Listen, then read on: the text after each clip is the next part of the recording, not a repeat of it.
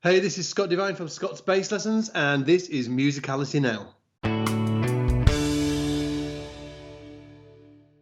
Hi, my name is Christopher Sutton. I'm the founder and director of Musical.U, and you are tuned in to the very first episode under our new name.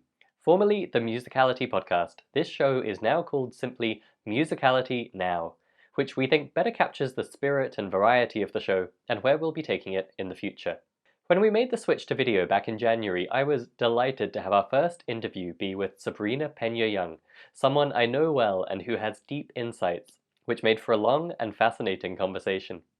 I'm excited now to kick off this new incarnation of the show in a similar way, with a particularly meaty episode that I know is going to have a big and positive impact on your own musicality journey.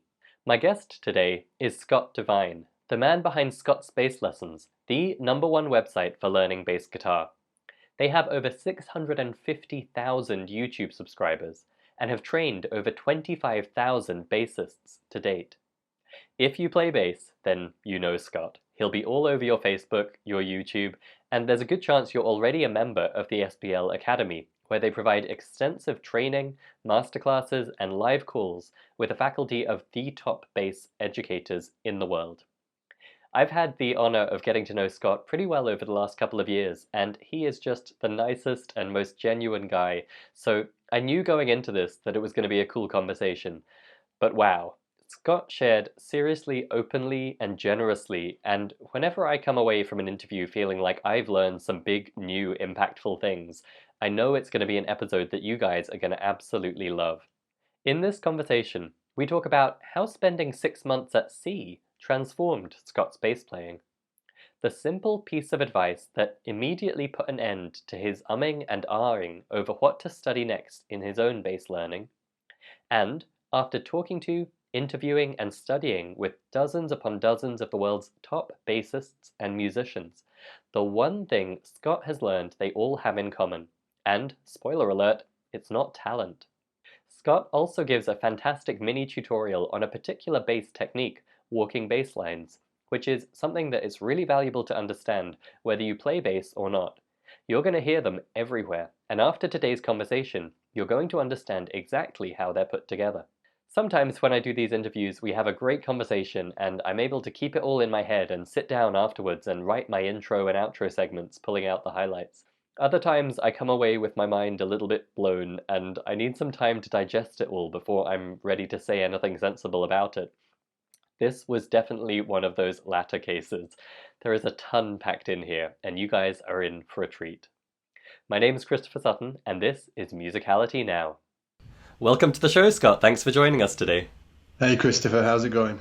Really good. I am particularly delighted to have you on the show because I was lamenting recently the fact that we haven't had that many bass players on the show. And how better to remedy that than with the man himself, Scott Devine, the man behind Scott's Bass Lessons, the leading website for bass education online. So it's a total pleasure to have you, and I just have a head full of stuff I want to talk to you about. So I've been trying to rein that in and figure how we can best pick your brains in a concise amount of time so we don't have you here all day long. But I want to start out for sure with your own backstory because you are an excellent top-level professional bass player yourself, as well as being a leading bass educator. And I want to know what your own bass education was like because you didn't have SBL and the Academy back when you were learning bass. Yeah. What did it look like? How did you get started? Mine was bitty, to say the least. So I was a guitar player to begin with, and that really was, it followed the traditional route. I was 13 years old in school. I had no aspirations of playing a musical instrument. Wasn't doing, I just wasn't into music really at all. And a friend of mine really wanted to get guitar lessons, and he'd been told that to get guitar lessons in the school we had to have a minimum of 3 students for the school to consider it. So he strong-armed me into it, and another friend of mine, and suddenly we were all 3 of us were getting guitar lessons once an evening through the school. And then slowly, and actually as soon as I started playing guitar, I felt, it doesn't seem so hard. It seems sort of like it kind of made sense, and I carried on. They didn't, obviously when they didn't, the guitar teacher stopped stopped coming to the school. But my dad worked in a factory at the time, and the guy that worked next to him in the factory actually played guitar. So he said that he'd teach me. My dad used to pay him a pack of 20 cigarettes for every lesson, whatever that equates to nowadays. And then I just got into guitar that way. So started doing that. My dad had heard somewhere on the grapevine that learning classical guitar would be a benefit as well. So I started getting classical guitar lessons along with my regular electric guitar lessons, which I did enjoy it. I think that it ran hot and cold with me because obviously, I kind of wanted to rock out Van Halen style, and I was playing, classical stuff. But it was all good, and from a technique standpoint as well, I think it was really beneficial for me to study classical guitar, and that has really, I think that's come with me my entire career. Actually, that the foundation of the technique that I got when I was studying classical guitar, but did that up until I got my grade 8 and stuff like that. Went through the whole grading system, really, just traditional kids music education, I suppose. And then got to around 16 or 17, didn't really know what I was going to do in my life. I wasn't doing very well in school, and an apprentice luthiership, which is guitar making for anybody that doesn't know, came up in the local newspaper. And I just thought, well, what the hell? I don't really know what I'm going to do in my life right now. I play guitar, but I didn't have any aspirations of being a professional musician because there was no real professional musicians in the town that I lived because it was so small and so isolated that, and no internet as well. So no internet and no professional musicians. So how on earth could I know that there was a thing as like a professional musician? As far as I was concerned, it was either you had to be a pop star or nothing, right? And I definitely didn't have any aspirations of being a pop star. So got the job as being an apprentice luthier, but that was really my gateway into the discovery of basically being able to be a professional musician, because the guy I was working for, he was making basses for all the guys that were working in the West End, which is the UK's version of Broadway, obviously. So all of these guys were coming into the workshop every single week, and I was like talking to them, and I'm a curious dude. I'm talking to them like, oh, so what's this thing, and I'm working as a bass player in the West End, and this is how I got the job, and this is, and suddenly it started to unravel, and it became very clear to me that it was something that I could possibly venture into as a career. Like at the time, I didn't even play bass. I was thinking as a guitar player, but I did start tinkering around on the bass and thought, I might be able to do this. And it's something that the guy I was working for, who's called Chris May, great friend, he said, there's a lot of guitar players. He said, there's not that many great bass players. And he was true, it's true. There is more guitar players than bass players. So I think it was an unknown career choice moving to the bass. And now I did love bass, but there was in some part of my subconscious, I think that statement that Chris told me back in the day that there was more great guitar players than great bass players definitely was in there. So I ended up experimenting on bass, and then through some random events, somebody called the workshop and said, do you know anybody? This is to Chris May, my boss at the time. Do you know anybody that could step in and cover a gig in a theatre band with zero notice? And this was for a theatre band who was playing locally, and the bass player, I think he had a collapsed lung or something like that. He'd been hauled into hospital, and they didn't have a bass player. And they were reaching out to everybody in the area to see if they could find a bass player. And Chris, my boss, said, oh yeah, there's a young lad that works here that could do it. Now, bear in mind that I didn't read bass clef at all. So I read treble clef, but I didn't read bass clef at all. And I'd only ever just kind of like jammed riffs on a bass. I don't think I even knew a full song. Like I didn't know anything about bass playing. I just had a 4-string bass. In fact, I didn't even own a bass really. I just borrowed one from the store. So I ended up on that gig. Okay, well, listen, let's hit pause there before that pivotal moment, because I want to understand a bit more about that musical background you had up to that point. So just to clarify, when you've been saying bass, we're talking electric bass, not upright. Yeah, electric when bass, you were in the luthiers. Okay. Mm-hmm. And You mentioned being able to read treble clef and going through the grade system. Clearly, you were good at the technique and learning repertoire in advance. Had you explored anything more kind of dynamic and creative and improvisational? Did you have that kind of relationship with the instrument? Because you mentioned it seemed like it came fairly easy early on. Were you learning by ear? Did you feel like you had an instinct for it? Was it just kind of a skill in a robotic way that you knew you could do on guitar? Or how were you thinking about music at that point? I was just learning by for all of the electric stuff. I was just learning by ear. I didn't know any of the theory behind it at all, like nothing. I didn't know that what an A triad was, or I knew nothing of diatonic harmony. So it was just by ear, and the only improvisation that I could do was around at the minor blues scale. I mean, the curse of the guitar player. So that was as far as that was concerned. But in terms of the classical side, I was learning by memory, really. Obviously you learn these pieces, but really, you're learning it by memory, bar by bar, or measure by measure, depending on where you are in the globe. And in terms of music theory, you can get to grade 8 on classical guitar and know nothing about music theory. It's like painted by numbers, really. In terms of you don't know anything about diatonic harmony or anything like that. So I knew nothing. Okay, so when they said, can you step in and at the last minute on an instrument you only sort of play, you were coming from a background of, I know I can play something if I carefully prepare it in advance. I'm not someone who can just kind of sit in with a band and play on the fly. Yeah, exactly. And I was actually given 2 weeks to prepare for it. I was given 280 charts because 280 charts, all notation. I don't read bass clef at this time. So, trying to think back of how it went. Essentially, I took 2 weeks off work at this point, so I just took the 2 weeks off. And I can remember getting up, eating my breakfast, sitting down with the cassette tapes and those charts and just writing all of the notes above the actual notation and memorizing as much as I could. Just like full time, 14 days. Ate my breakfast, learnt the stuff. Had my lunch, ate the stuff. Had my dinner, learnt the stuff. And then just went to bed and then got up and did that 14 days straight. And even then I was like vastly underprepared.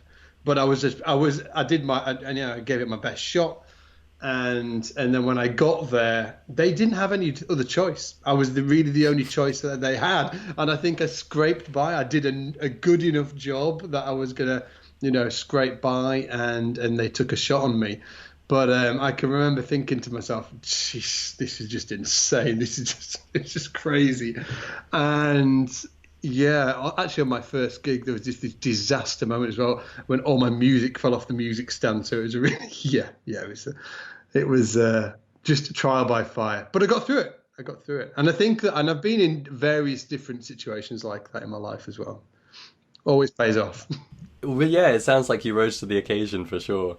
And I love that as a moment in your trajectory, because I think that is as far as a lot of people get with bass. In terms of appreciating the bass, they think of it as someone who just kind of steps in and plays the root notes on quarter beats and that's it.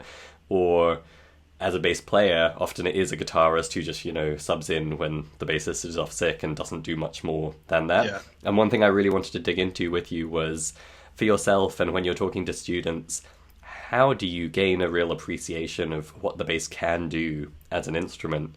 And maybe that will come out naturally in your story as you go beyond that kind of last-minute prep of what the sheet music tells you to play. But I really want to hear your perspective on how you gain the kind of deep appreciation of the bass that you have at this point.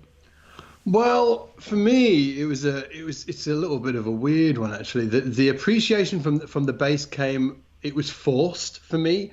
So thinking back, I've never actually been asked this question, but I've got an answer for you. So it came back to that day that Chris May, my boss at the time, stated that there are less great bass players than great guitar players, and you can actually be really successful, or I could be successful within the bass niche if I really gave it some serious effort. Because up until that point, I'd really never listened to bass on albums. So I kind of set upon that task to find music and bass players that were going to really inspire me. So I kind of went and looked for it. There wasn't a moment where it happened. I thought to myself, well, if I'm going to be a bass player, I really need to find some inspiring bass players to check out, and just went hunting for it. So, and for me, it was all of the soloists, actually. Because I was a guitar player, I immediately gravitated to bass players who were playing solos. So it actually wasn't the bass playing role that was initially attractive to me as a musician at all. It was, the soloistic side. So I was listening to guys like Jimmy Johnson, who plays with a ton of guys, but he was playing with Alan Holdsworth at the time, an Icelandic guy called Skúli Sverrisson, who I actually went and studied with out in New York. Just all of the solo improvisation, soloistic kind of players. But through that, it did filter down, and then I did get this real appreciation for the bass and its role within the music. And that really, firstly, this is kind of weird to say. Remember the band Wham?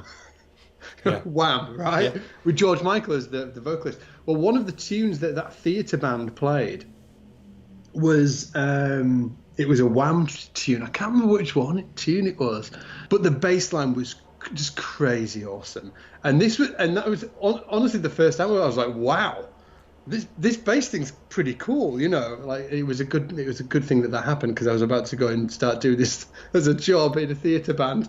But yeah, and that was really my first the first time that I really found an interest in the low end of what the bass does actually sort of like, all of the time, really. So got into that. And then as I was playing all of the tunes in the theatre band, that was really it was absolutely the first time I played bass, in a band, but actually just played bass even on my own, because when I was playing bass at home, I was just, I was playing slap riffs as you would when you were 17 years old. What do? You just play slap riffs all the time, or you just razz up and down scales and try and do cool solos. This was the first time that I was actually playing bass lines in that band, and that was my first introduction to what a bass does. And it was amazing. It was really amazing. And in that theatre band as well, we rotated nights as well. So some nights I think we did a 50s and 60s night. We did 70s and 80s night. Like the 70s and 80s nights were really fantastic, because that was all of the disco stuff, all of the funk stuff. Everything from Wham right back to like Larry Graham and Graham Central Station and that kind of thing. And then we also did a Motown and Broadway night as well, which was all of the classics from Broadway, and that was a really interesting time as well, because it gave me a real appreciation for the music that had been written for stage, because up until that point I just never even listened to it. I was like, what, West End Broadway? It just wasn't even in my. I was listening to Steve Vai and Van Halen. That's so interesting. It reminds me a bit of a past interviewee, Judy Rodman, who was talking about her time as a jingle singer. And, it was kind of a boot camp for her in terms of becoming a professional singer, because they just go in and have to do so many different styles on the fly, perfectly in tune, with no prep. And, it sounds like you had a similar experience where you were kind of thrown into a situation that exposed you to every kind of bass playing and every style of bass there was. Oh, yeah, it was perfect. Yeah, 50s and 60s, which was all the old school stuff from, we were playing Beatles, like all of the 50s and 60s. It was really fantastic. Playing some jazzy style stuff, but it was written, it wasn't traditional walking bass lines. It was two in a bar, and it was all written out in notation. But doing that stuff, and then as I said, the 70s and 80s were just sort of like that was a schooling in itself in terms of bassline construction. And then into the Broadway and the Motown stuff. But I've got to say that I was still painted by numbers. I knew nothing about what I was doing. I didn't think to myself, that's an A triad, or, I'm doing a, chromatic run here. It would I was just literally painting by numbers, playing what was on the page, didn't know what the heck I was doing. Okay, well, I want to pick up on that in a moment. But before we move on, we're just coming off the back of a big focus on active listening here on the show, and I love what you said about needing to go off and find the people who are playing solo, like the bassists who are really front and center, not just, playing root notes in the background. Yeah. And it reminded me, like, for me, what made me go out and buy a bass in my 20s was there's this Maddie Pryor track where Rick Kemp is playing solo upright bass, and he starts off the song with this riff, and it just like hit me in my heart, and I was like, oh, I want to play that riff. And like that was literally enough. I went out and bought a fretless bass and started learning. And I think there's real value in doing that, like bothering to do that, because you said you took the proactive steps of going out and seeking those basses. And I think, you know, when we play an instrument, we tend to tune into that instrument in the mix, and we can kind of hear what it's doing. But for instruments you don't play, and I know for a lot of our listeners, bass is not their primary instrument, and they may have never realized there's a lot more to bass than just kind of playing underneath the chords in a robotic fashion. And so I would love if you could give people some homework or some recommendations, like thinking about those more creative, improvisational, melodic, leading bass players from the past or today. Who would you say go out there and listen to get a sense of what the bass can do? Oh, wow, of what the bass can do. Ooh, that's a deep question. Side note, by the way, I know Rick and Maddie really well. They live just a few miles outside of Carlisle, and I used to hang around with Rick. I actually taught their daughter Rosie guitar at one point. Yeah, weird side note. Anyway, so in terms of bass players that you should check out, well, first of all, like winding right back to the beginning of the electric bass, the first guy really to have a voice, I suppose, that showed what, because there was electric bass players before this guy I'm going to mention, but he was a real virtuosic player. And also in terms of the way that he represented the harmony that he was playing, he did it in a really great way. And the guy is James Jamerson. So James Jamerson was an upright player to begin with, and he also played piano as well, which not many people know. So he definitely, and I've learned a lot of his lines, and the way that he outlines the chords. And I think that this is a really key thing for your listeners to understand as well, is that bass players do exactly what the rest of the band do. So especially the rhythm section. So for instance, like a guitar player, for the most part, is playing chords. He's outlining the rhythm. He's outlining the harmony, by playing chords. Same as the keys players, right? They're outlining the chords. Yeah, they're sort of like doing a few licks here and there, and a few, maybe the guitar player's doing a solo. But for the most part of that song, they're going to be outlining the harmony by playing chords. The bass players are doing exactly the same thing. They're just outlining the chords, but instead of playing the notes all at the same time, like a guitar player or a keys player would, they play the notes linearly. So they'll play roots, thirds, fives, sevens. They'll play passing tones in between that, whether it be scale tones or chromatic runs. So when I'm listening to a bass player play, that's what I'm listening to. I'm thinking, okay, there's a chord going on at this moment. How is he outlining that chord? And yeah, that could just be a root note for some. Sometimes a root note is just enough. It's, you don't need anything more. But for some styles of music and some players, they might want to throw in other elements to that.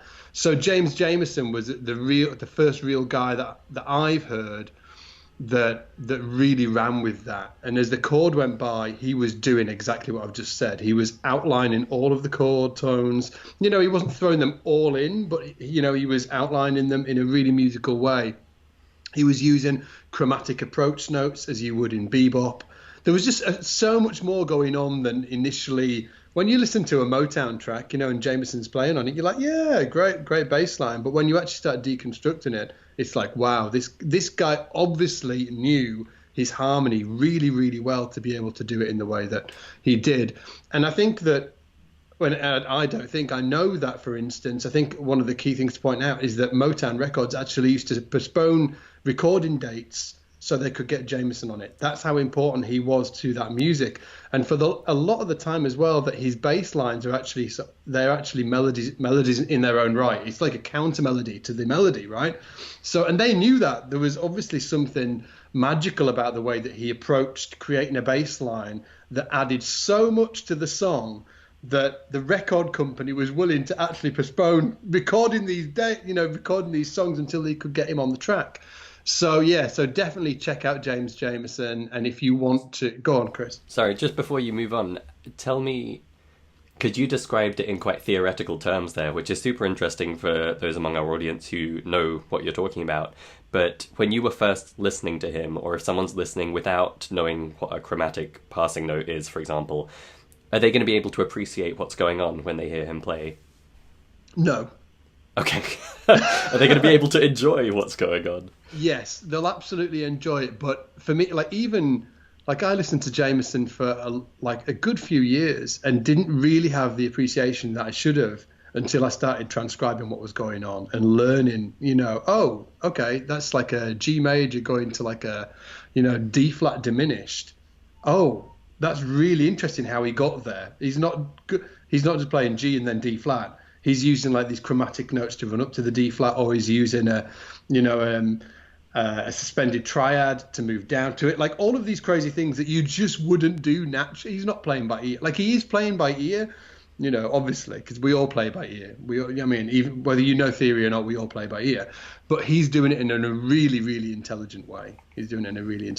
So I don't think necessarily if you don't really know any of that stuff, that you will hear it instantly. But I do recommend that you sit down and try and listen and pick apart the bass lines, figure out what he's doing. He's the best example in that era of somebody to do that. And he was so much more developed than anybody else, like so much more. If you take like another guy that people love the bass lines of, and rightly so, because he's crazy good, was Bob Babbitt, who was around at the same time in the Motown era. He was sort of like second in line to Jameson. Can't get Jameson, Bob Babbitt will do it, But in terms of his approach, harmonically speaking, to creating bass lines, James Jameson was, I'm not going to say in a different league because that has some sort of like negative connotation towards Bob Babbitt, but he was much more. He was playing a different game, maybe. Yeah, it was. Yeah, he was seeing it in a different way. He was seeing it in a different way. He was seeing it more as a piano player would see it. I would say that. Okay, and in terms of bass appreciation, who else should people go on to listen to? Oh, going through the eras. I'm trying to think. So like Jameson up until the 70s. Carol Kay as well did some great stuff. I want to mention her, as did Bob Babbitt. Those guys, Carol Kay, Babbitt.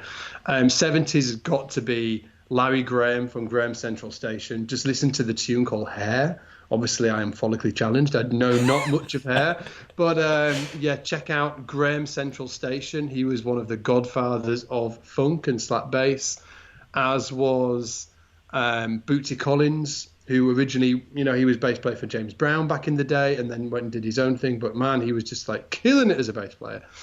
And then, and there was, in the 70s, obviously, there was the whole punk thing going on. But I think in terms of bass appreciation, they were really doing what the guitar, they were just playing root notes, chugging along in the background. So I don't think there's much to really, for me anyway, to learn from those guys other than kind of like cool attitude and like rocking out. But if that's go do it. 80s, I think by the 80s, obviously, Anthony Jackson is a huge player to check out in the 80s. Marcus Miller, again, these are huge session guys that I think the session scene was in full flow still in the 80s, which it obviously isn't now. But Anthony Jackson, Marcus Miller, Will Lee, towards the end of the 80s, did some fantastic stuff with the Brecker Brothers and their band. And I suppose you want to know who these guys played with. Well, Marcus Miller, Never Too Much by Luther Vandross. Like, check out the bass line on that. That will tell you all. You don't need anything other than that, right? Luther Vandross with Marcus Miller. Anthony Jackson, he played on a lot of stuff, but some of the really key things that you should check out is all the stuff that he did with Shaka Khan. Great bass. What's that tune called? I've got a terrible memory when it comes to the songs, names of songs. What's you gonna do for me? Oh, yeah. What's you gonna do for me? Right, so check out the end of that track. That's amazing. 90s. Whoa, we're moving into a strange era in the 90s, aren't we? Which is a different conversation in itself. Then I think you've got the super breed of bass players that came out. Obviously, I should just rewind a bit. Jaco Pastorius, let's not go any further without mentioning him. Jaco Pastorius, released his self-titled solo album in 1976. And Jaco Pastorius was really the first guy that came out as like a soloistic style bass player. You know, he had a solo album. Herbie Hancock was on there. You know, all of those guys. Wow, it was just killer. So that's just Jaco Pastorius by Jaco Pastorius. Check him out. Jeff Berlin around the same time, just a little later, I think, was another one of those guys that was just had come across like amazing technique, soloistic. They were playing like stuff like Donna Lee, which is the Charlie Parker tune. Definitely worth checking out. And he was playing, Jaco Pastorius was also playing with Weather Report, any of the Weather Report stuff you want to check out. And then this new breed of player came along, I suppose, really, I want to say with Matt Garrison. But before that, Victor Wooten, you know, a lot of your listeners might have heard of Victor Wooten, but there was, there is a guy called Matthew Garrison, son of Jimmy Garrison, who originally played for John Coltrane. So Matt Garrison was really a new breed. The way that he approached harmony was very different from the way that the original soloists like Jaco Pastorius and Jeff Berlin approached harmony. Matt Garrison, there was a lot more melodic minor style. It depends how deep you want to go, Christopher, but there's a lot more melodic minor, harmonic major stuff being used with Matt Garrison. And then really from Matt Garrison, there came a whole slew of these crazy, amazing, you know, soloistic style bass players. And I would say that the last one really that really sticks out in my mind was a French bass player who now lives over in LA called Hadrien Ferreau, who was just phenomenal. I can remember checking Hadrien out when he was like 17 on YouTube, when I first found YouTube a few years ago. And then I remember seeing him in Manchester at Manchester Bass Day. I think he was in his early 20s at this point. And I've seen a lot of bass players live, you know, and this for me was that I've just never seen anything like it. Nothing like it. And still haven't seen anything like it. He is just an anomaly in terms of being able to do what he does on the bass from a physical standpoint and a harmonic standpoint is just an anomaly. It's just, there's nobody been on the earth like him at the minute anyway. And also, just to rewind a little bit, obviously, you know that I'm a huge fan of Gary Willis as well. So Gary Willis is also a great bass player to check out. So those, like, I think I've given you like 10 or 15 bass players. Tremendous. A lot of stuff to check out there. Lots of different styles of music as well. And apologies to anybody if anybody's thinking, please mention this player. You know, I do apologise if I've missed anybody out. I've got I'm a fan of a lot of bass players. All of the bass players. I love them all. No doubt. So we'll definitely have those names and some recommended links in the show notes for people who, like myself, now immediately want to go off and do a lot of listening. But let's come back to your own story and maybe factor some of that in, because you've hinted a couple of times that there was a transformation in your bass playing. You know, you've made reference to understanding the triads you were outlining or knowing what the theory was behind what you were playing. Where did that start to come into the picture, and why was that important compared with just playing the notes on the page? Okay, so I did the theatre band. It kind of comes in the story. So I did the theatre band and I ended up doing that gig. I ended up leaving my job actually at Overwater Basses to become the full-time bass player in that theatre band. So I was playing 6 nights a week, and it was just the best, you know, start to any music career. I couldn't have asked for anything more. It just blew my mind. But it was the culture of that band was very, we were in and out, you know, like I turned up.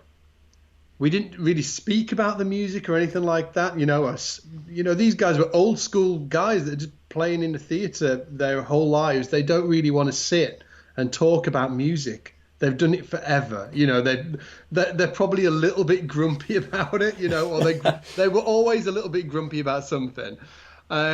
We turned up 10 minutes before, we plugged in, you know, the theatre, the theatre lights went up, and then off we went. We did the gig, and then after the gig, we packed up. And well, we didn't pack up, obviously. It's a theatre band, so all your gear is just left in the theatre.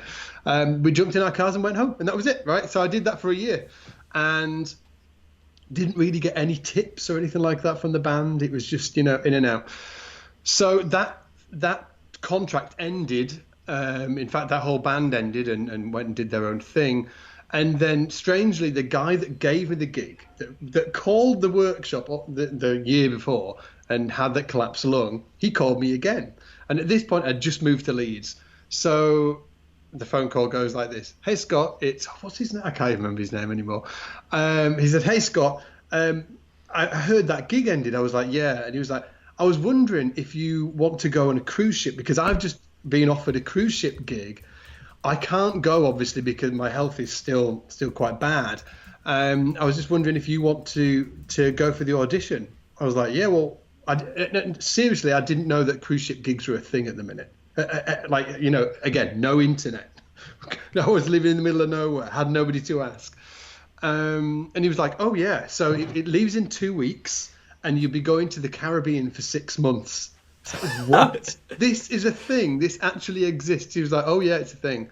So now the key thing, obviously I said, yes, I wanted to do it, right? But the key thing to understand here is that I've been playing the same set of, however, 280 tunes I think we were used to do in that band, just rotated around.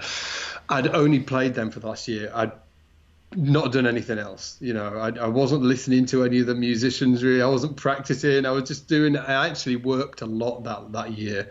I worked in a music store during the day and I gigged every night. So I had no time to practice. So I wasn't being lazy or anything like that. So I went to the audition for the cruise ship and it was going in 2 weeks. And the musical director put a piece of music in front of me. And I know he's a chord chart, put a chord chart in front of me. It was for, I think it was Girl from Ipanema. I said, okay, so we're just going to do Girl from Ipanema. It's like a bossa. He didn't say it was a bossa, it just said bossa on the page, on the sheet. I didn't know what a bossa was. So I said, what's a bossa? And he was like, you don't know what a bossa is? I was like, he was bossa nova? I was like, I've got no clue what a bossa nova is.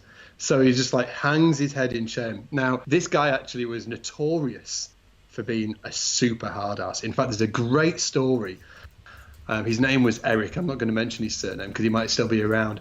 But his name was Eric, and there's a great story about him. He did a gig. He did the first set of a gig, and in the break, picked up the bass player's bass, opened the back door of the venue they were playing at, and threw the bass into the street. This is serious. And then obviously he didn't throw the bass player, but he told the bass player where to go, and the bass player, and he said, I'll play the bass for the rest of the gig with my left hand. So it's this notorious story, but he was a real hard ass. So when I listen to or hear stories about, what's the film called, Whiplash, you know, and people say, oh, that doesn't happen in real life. I'm like, oh yeah, I've got a few stories that will go in the exact opposite and tell people that actually shit like that does go down in real life. But yeah, maybe not music school, but actually on the road, like I think there is a few hairy stories out there to be told. But anyway, so I'm in this audition for this cruise ship gig. It just goes disastrously wrong. It's horrendous. I don't know what a bossa nova is. They hand me another sheet. They're like, okay, well, this is just like a walking bass line around. I'm like, I don't know how to play walking bass lines. Right. Imagine the worst audition in the world. You wouldn't even be halfway there. It just goes horrendously wrong. And essentially, right there and then, in front of the rest of the band, Eric is just like, seriously, just like, pack your bass up. There's no way you're going on this ship.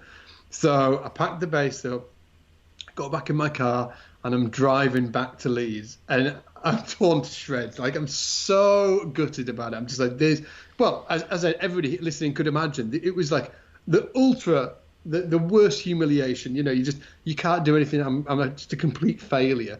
I get to Leeds, I'm feeling really down that afternoon. The phone rings. It's Eric. I'm like, hey, how you doing? He's like, Scott. He said, I'm not going to lie. There's no way that you are ready to go on this cruise ship gig. He said, in fact, I'm pretty well 100% certain that you will be sent home within the first 4 weeks of going on this cruise ship. But I'm going to send you anyway, because if I don't send you, I can't send the rest of the band, because we've only got 2 weeks to prepare to get you on this cruise ship, and I can't find anybody else to go. So you're going to go on it anyway. But you better get your stuff. But you better get your stuff together, because if you don't, you're going to get sent home within the first 4 weeks. Talk about proving your point from earlier about there not being that many bassists around. Yeah, oh yeah. Wow. Well, like going away for a 6-month stint, but only having 2 weeks notice Yeah. is just, it's really hard. Like hard it was to even fill. hard for me, and I didn't have really many, responsibilities. So I just, I didn't really know how to prepare, to be honest. So I just kind of sort of like prepared my soul, I suppose, for a total beating, the total beating that it was about to get. And went on that cruise ship. We did 2 or 3 rehearsals, which were total carnage, all because of me. Yeah, Because pre-YouTube, pre-internet almost, like that's tough to prepare for if you're sat at home in a small town needing to study walking bass lines with no teacher or resources to help you. Did you have anything to go on? Nothing. So I just had to, no books, nothing. So I bought the guitar player that was doing the ship with us. In the rehearsal weeks, he told me to buy any tapes with Ray Brown on I could find. He said, find tapes of Ray Brown. He said, find the charts that he's playing so you can figure out what the chords are that he's playing over and just figure out how you're going to get through this. So I did. So that's all I did. And then actually, quite interestingly, I found a really hacky way of playing walking bass lines, which I still teach today because it really nails what a walking bass line is and helps people that haven't played a walking bass line ever to be able to play a walking bass line within a few weeks, and it's passable. Right? You're not gonna get sent home if you're on a cruise ship anyway. You're not gonna get sent home. Okay, so and it was what kept me on that cruise ship. So, and the cruise ship gig was actually a different experience, or it's quite different from the theatre gig experience because the players were discussing the music in between gigs. How can we make it better? How can we make Scott better? How can we get him through this gig? And the piano player and the guitar player were just absolute diamonds on that contract actually. And that was really the appreciation for knowing triads, roots, fives. Oh, I should learn jazz. Here's why I should learn jazz. Because of diatonic harmony, because it's going to give me an appreciation of how songs are written and why the 251 exists, or the 1625 or the 1632. I mean, like all of that came from that contract. It had to come. It was the only way I was going to survive. So I learned how to play walking bass lines, learned how to play walking by ear, learned that when people do this, and for anybody that's not watching this video, have like 2 fingers down or 2 fingers up, I understood exactly what that meant. It's 2 flats, which means you better know that that's B flat or you're in trouble, right? And this the MD on the ship as well. A lot of the time, like this was old school, but I think it does exist still in certain scenarios. You wouldn't know the tune. They wouldn't tell you the song, like the title of the song, and he would turn around and he'd say 3 down, 1, 2, 2, 3, 4. And then they go into the tune. You don't know what it's called. All you know is He's just said 3 down, so it's in E flat, and that's and you obviously know what tempo it is because he just counted you in, and you are meant to go into that and be able to outline the chords even though you don't know what the song is. It was it was a real hard schooling, and the MD was really, really hard. He was really hard MD, and it was just brutal but amazing at the same time. Wouldn't change a thing. Tremendous. Well, I want to pause for a minute and talk a bit about walking bass lines because a few years ago, this would have been before you and I met. I was abroad, so I didn't have my normal bass, and I picked up a U bass, like those little ukulele style basses. And I found it sounded like an upright bass, and I really loved that. And I was like, "Ooh, I kind of want to play some jazz now."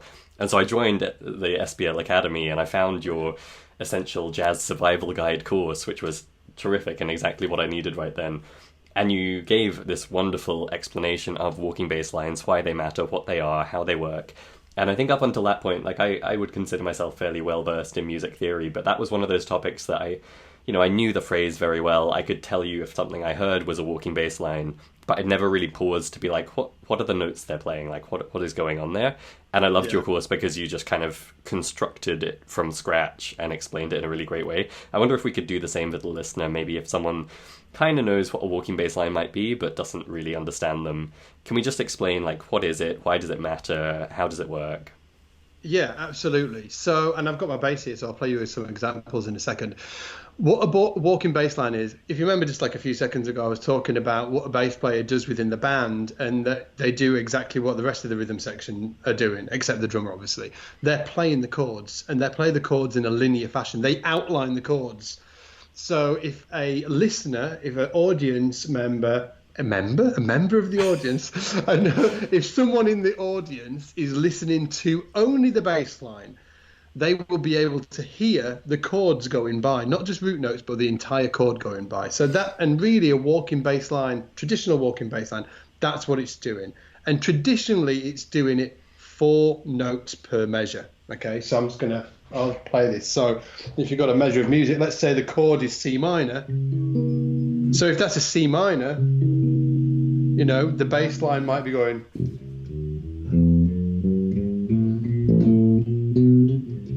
Okay, and all I'm doing there is just outlining the chord going from the root to the minor third, and I'm using this passing tone here, to the 11, to the 5, to the flat 7, to the root. Now, it doesn't need to do that, but traditionally that's what it's going to do, 4 notes a bar.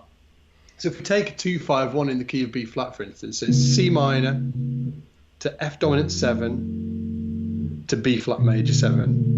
Amazing, cool chord sequence. It's going to go like this.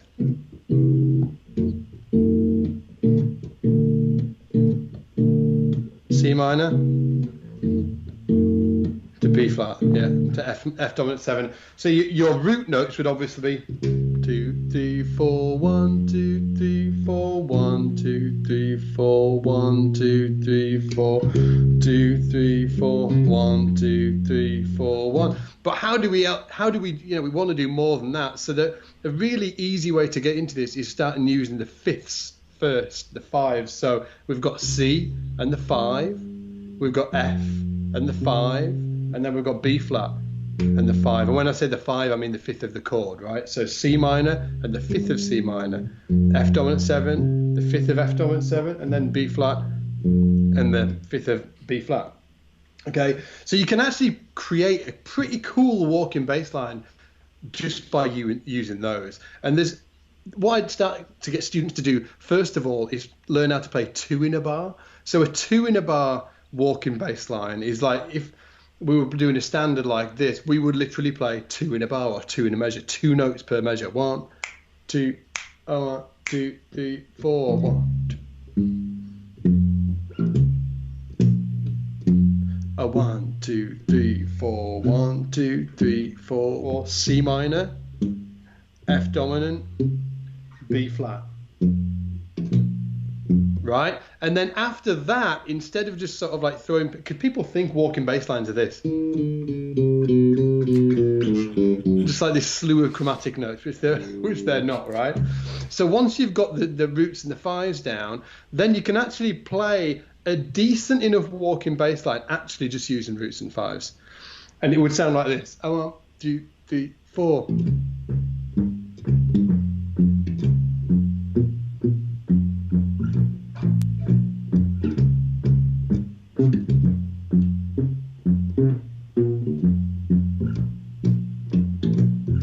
Great, right? If you play that, you're not going to get sent home. You're on the cruise ship. You're on the gig.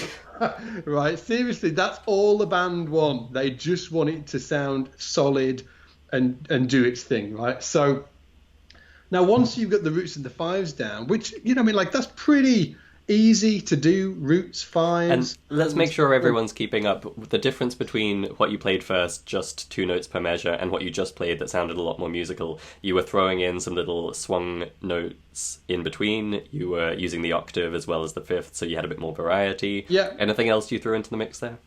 1 note by accident, but it was all roots and 5s. It was just roots and 5s, just sort of like.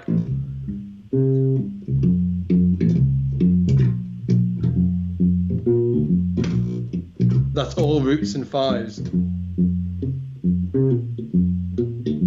It's a great exercise in itself, because it's like, okay, how inventive can you be with just roots and fives? Like, before you worry about the rest of the notes, just be inventive with those two. And then to push it just one step further, it's like, okay, let's do roots, fives and thirds as well. Now, I know that sounds, that everybody's thinking, well, why not just do roots and thirds first? And it's because just trust me. Just trust me. Okay, it'll take me 10 minutes to explain. So once you've done that, you can do, you can just start adding the third in there. I'm going to slow it down a bit for you. So all of that was just roots and fifths. There we go. There's a little third there. So root, third, five, root, root, root, five, five, three, three, root, three, root, root, three, three, root, five, root, three, root, root, three, three, root, five, five, root, three, three. Yeah. So, and then let me play up to speed. 2, 3, 4.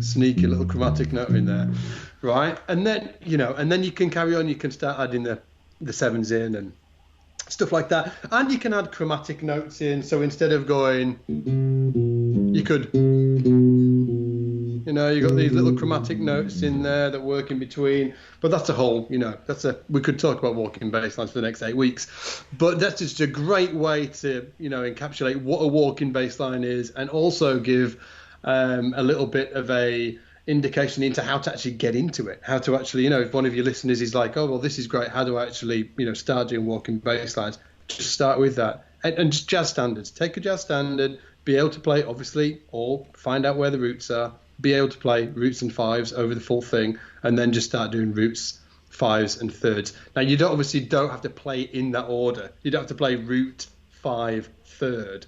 You can use them in any order you want.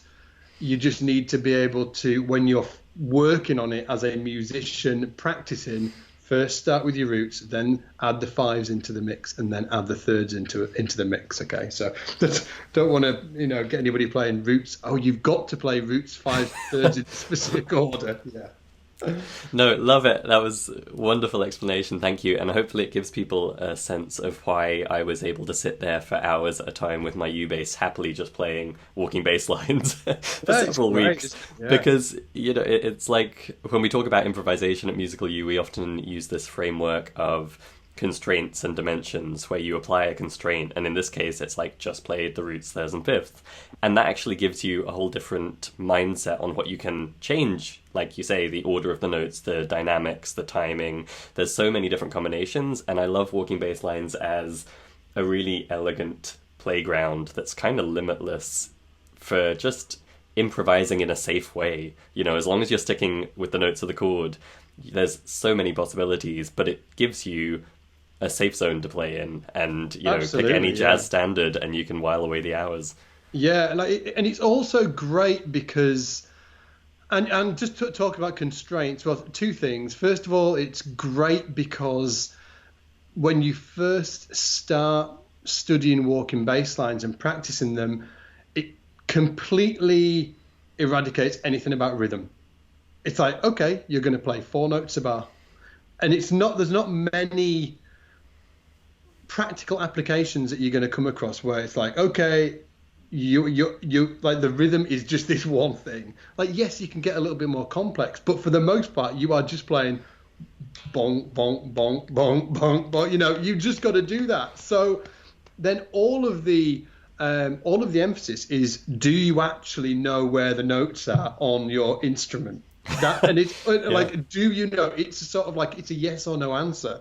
It's like, can you play a walking bass line at this speed over these chords on your instrument? Yes or no answer. It's almost it's really fantastic because it removes any, like, even though the walking bass lines are beautiful and they're when they're done really fantastically, they can create counter melodies in themselves. But when you're just learning them, when you're getting into it, it just removes all kind of like, it's like almost like a mechanical exercise in a way. It's like you've got to outline the chord, you have to play 4 notes a bar. That's it. Go do it. Can you do it or not? It's not subjective. It's not like when you look at a great piece of art and you're like, is that a great piece of artwork or isn't it? And some people might be like, yeah, it's great. And some people might be like, yeah, it's horrible. With a walking bass line, that doesn't happen. You can either do it or not. 4 notes a bar, outline the chords. Can you do it or can you not? So because of that, it's really fantastic, because I think that sometimes it's hard for students when they're given it this openness of, well, was that good or was that not good? It's really nice to be able to do that. And the second thing I wanted to mention, just in terms of constraints, is you can do that with walking bass lines as well. So you can take, say, a jazz standard or a small chord sequence like a 2-5-1, and you can say, okay, I'm only going to do it within 4 frets. Can I do that within 4 frets? So let me do this within 4 frets.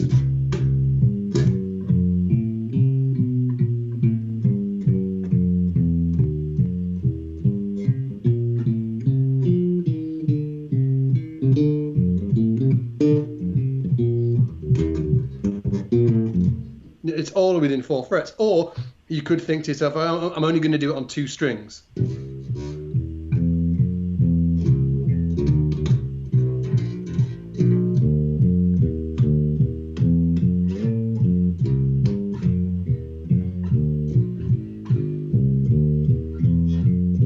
Or 1 string.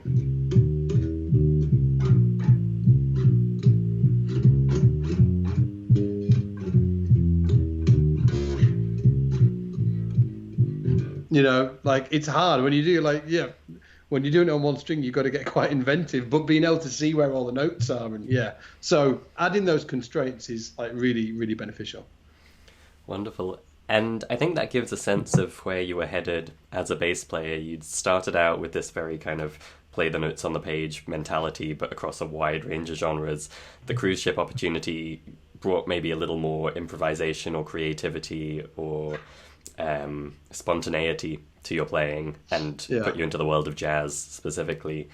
Where did things go from there? How did you develop as a player?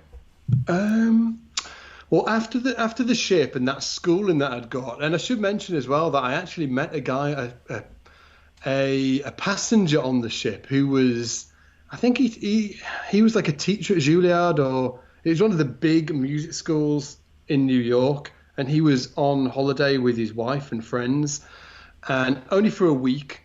And every single day that we got into port on the ship, all his wife and friends would go off the ship and he'd sit and play piano all day. That's all he did on that holiday, is play piano all day, while all his friends and his family. And he was an older guy, probably in his, early 60s. I hate myself that I don't know his name, because I'd be able to look him up. Anyway, he was just such a beautiful player. And I used to just sit and talk to him, and he'd just kind of sort of like give me these off-the-cuff music lessons as he was, because I was practicing a bit when I was on the ship, and we'd like play together. And it was through him as well that he really hammered that message home. He was like, you've got to learn jazz. You have got to learn jazz, even if you don't ever want to play it. He was like, because you really need to know how to outline the chords and how all the chords work with each other, and for that, whatever whatever happened that week really stuck with me. So when I got off the ship, that just message was just like rolling around my mind, and I've got to learn jazz. And I've been playing jazz every day on the ship, as well as sort of top 40 hits. But the first two sets that we played on the ship were jazz, sort of like bosses and swings and stuff like that. I've got to say as well, I think it was like 5 sets a night we played, so it was 5 45-minute sets a night. It's pretty grueling, yeah. And we had one night off in that 6 months as well. Oh, actually, we stayed on for 7 months in the end. We stayed on for 7 months. I had one night off in 7 months, and I played 5 hours a night. So it was great for, getting everything together, my chops and stuff like that. But when I got off, that message was rolling around my mind. I was thinking, gotta learn jazz. So I moved to Leeds. I'd lived in Leeds for a tiny while before, but moved to Leeds and thought, this is where I'm staying. There's a good music scene here. There was a music college there as well that I forgot to mention, I did try and get into music college when I was 18, actually. But I was knocked back because I didn't have any of the qualifications that I needed to get in. So I did the audition, blah, blah, blah. And then the guy came through and said, oh, it looks like you've got no qualifications. I was like, yeah, I've got no qualifications. And he's like, well, you can't get in then. I was like... academic qualifications? Academic qualifications, yeah. I didn't have any, I had terrible results from school and that whole thing. So... it didn't matter how the audition went, actually. And it went really well. The audition went fantastically. But, yeah, I didn't have any academic qualifications, so I couldn't get in. And that's really why I ended up going, on that cruise ship and that's a whole other story. But, yeah. But interestingly, so I knew there was a music college in Leeds. So I came to Leeds. And at that time, I knew that I wanted to get in amongst other musicians. So I just thought, well, I'll move into a house where, there's loads of musicians living that are going to music college. Because I just thought, well, I don't want to go to music college. I'll just move in a house full of these guys that are all in the music college, getting involved in the scene. So that's what I did. So moved to Leeds, met all the guys on the scene, got involved in loads of different projects, studied jazz. And at the same time as well, I took it upon myself to study with as many people as I could. So instead of going to music college, which effectively puts you in a scene of other musicians, it does that, but it also gives you access to good teachers. I thought, well, I can just move in a house. I can take care of that part on my own, just getting into the scene. I'll just hang around with everybody that's going to school here. So I did that, and then I took it upon myself to do the educational part myself. So I started studying with great players. So, for instance, I ended up doing some workshops over in New York with a trumpet player called Ralph Alessi. I can't remember if the bass teacher was on that, but like Brad Shepik, another great New York guitar player, was teaching on that.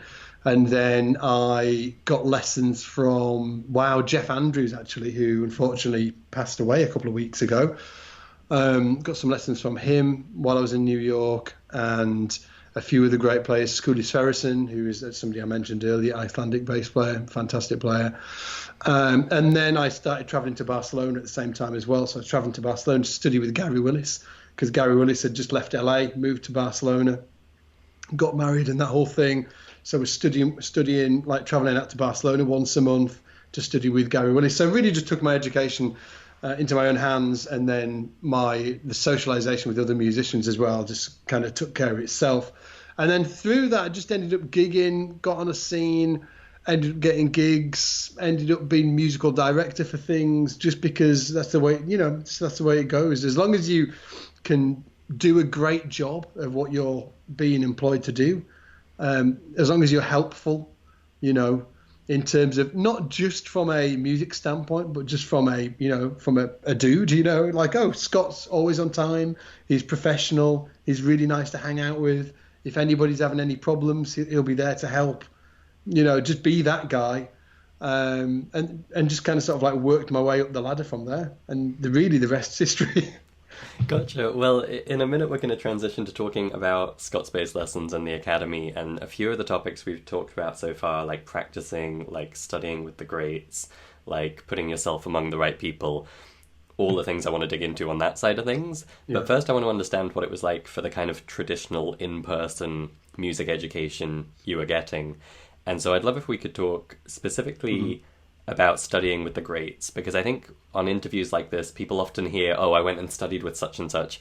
And I think often we don't understand, what does that mean? Like, did you sit down with them for 30 minutes and they told you some stuff? Was it a weekly lesson? Were you going to a one-off masterclass on a random topic that you then tried to apply to your life? Like, when you refer to some of those great teachers, what did it look like in practice to learn from them?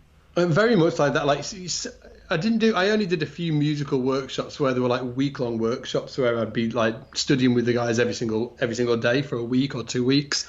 That was what I was doing over in New York. And then while I was over in New York, I went and got private lessons from some guys, so just sitting with them.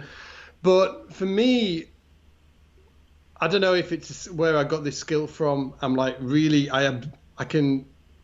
somebody can say like, just a sentence, and I will just like get that one sentence and I will hold that one sentence with me for my life. I'm very good at sort of like, just hooking on to what the things that certain people say. And I can still remember like every single one of my lessons that I've had with guys like that. There's certain things that I always hook onto. So for instance, I just mentioned Brad Shepik. I had one lesson with Brad Shepik, but one thing that he said in that lesson has stuck with me forever. And he said that, I asked him a question. I was like, so should I learn like chord tones first and then scales, or should I learn the scales in all fingerings, and then should I learn them like positionally over the neck, and what's that? He was like, yeah, all of that. All of it. All of it. He was like, that's a prerequisite. He said, that's unimportant. He said, that's just what you have to do. He said, so there's no point asking questions about it. There's no shortcut. And that stuck with me forever. And he was absolutely right. There's no shortcut. You look at all them the great players, improvisers, do they know their scales? Yes. Do they know all their chord tones? Yes. Do they know them all over the instrument? Yes. Should we all stop looking for shortcuts? Yes.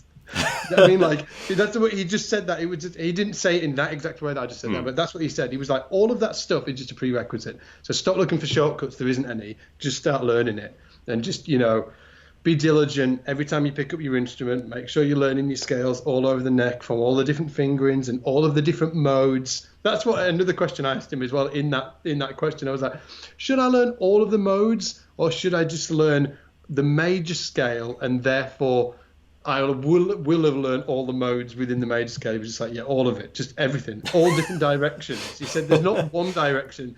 He said, don't learn one thing from one direction. He said, learn the thing, but from multiple different directions. And he said, and then you'll have a deeper appreciation for what that thing is, and you'll know it much better. So, well, that's awesome advice. Yeah, and that was just from one lesson. So, so I think that we should all always be better at looking out for these little tidbits that get thrown you away that you can grab onto, like life lessons. Like probably life lessons passes by every single day that we just sort of like don't grasp onto, but just get good at that. Get good at that. Sometimes I'm like listen to a podcast with my wife, and somebody will say something, I'm like, oh, and I'll stop it. I'll pause. Did you hear that? And my wife's like, what? Hear what? And I'm like, oh. So just get really good at actually listening to what people are saying. It's not just noise. It's like, it's really good stuff that they're passing on. But yeah, but in terms of how I studied with them, just like that, some guys like Gary Willis, it was like a longer thing where I go every single month, and the other guys, it was more sporadic. But I got, they're all kind of teaching the same stuff. And I think that one of the things that I've said before is that there is no secret sauce to why those guys are great. Well, there actually is, but it's not what you think. So I always used to think that these guys are great, Gary Willis or whoever the guy is, right? James Jameson, Jaco Pastorius, Oscar Peterson, like whoever you, Steve Vai, all of these guys are great, and because they've got to that level, they must know something that the lesser mortals of the world don't know, and that's what's given them the ability to get where they are and play like that, because they have these extra exercises and these extra things that none of the other guys don't have, and that's what did it for them, right? And I went and studied with all of these guys that I thought had the extra sauce that we all don't have, and they didn't have any other information than the other guys. So for instance, I went to a guitar player 40 miles away from here called Mike Walker, great guitar player actually. Some of your listeners might have heard of him. Mike Walker, great guitar player, but not he's not one of the uber famous guys, right? But he's a good guitar player. The lessons I got from Mike were equally as good as anybody else. Equally, And so they were all giving me great information, but it wasn't this secret information that got them there. It was actually their personalities that got them there. Like all of that, I would say that the biggest secret to learning any musical instrument or actually learning any skill is actually your mental approach to actually the learning in itself, not the thing that you're learning. So for instance, if you take a great musician and you took away all of his, what he does, his guitar, his piano, and said, okay, all of that is gone. Now go do something else. He's going to be great, or she's going to be great at whatever else they put their, mind to, because of their particular mental approach to learning. I think that's their tenacity, the way, their consistency, just the way that they learn and their focus is going to get them, it's going to make them great at whatever they do. I think Gary Willis is a really, really great example of this. So Gary Willis is the founder of the band Tribal Tech, who were founded in the late 80s. He was a co-founder actually. Scott Henderson was a guitar player. Gary Willis was the bass player, and it was really one of the biggest jazz fusion bands ever. So, and he rocked my world in every single way, and he was just an absolute, like as a soloist and a bass player, he's just sort of like unearthly. He's like an alien. So obviously I studied with Gary in Barcelona for over a year, and he dropped some knowledge on me, knowledge bombs that just like blew my mind. First of all, he said he never practiced more than 4 hours a day, ever. He said it would drive him crazy. He was like, I just can't do it. He said it's what I practice, which is really important, and how, not what, but how I practice. He said I'm really laser focused when I'm practicing. He said I'm only practicing the stuff that's right there in front of me. He said, and I'm really, really tracking what I'm doing. That was one of the key things he told me. And then also randomly, he mentioned that like he doesn't use melodic minor scales at all. I can remember stressing for months about, oh my God, everybody's using melodic minor scales. Oh, what am I going to do? I can't use them. I must be a bad person. And I can remember studying with Gary Willis and saying, how do you use melodic minor scales? And Gary's like, I don't use melodic minor scales at all. He said, I tried them for a little while. They just didn't work for me. And that was it. Like knowledge bomb. I was like, oh wow, I can do that as well. I can try things, and if they don't work for me, it's cool. I don't have to beat myself up about it. I can move on and do something else and then revisit it.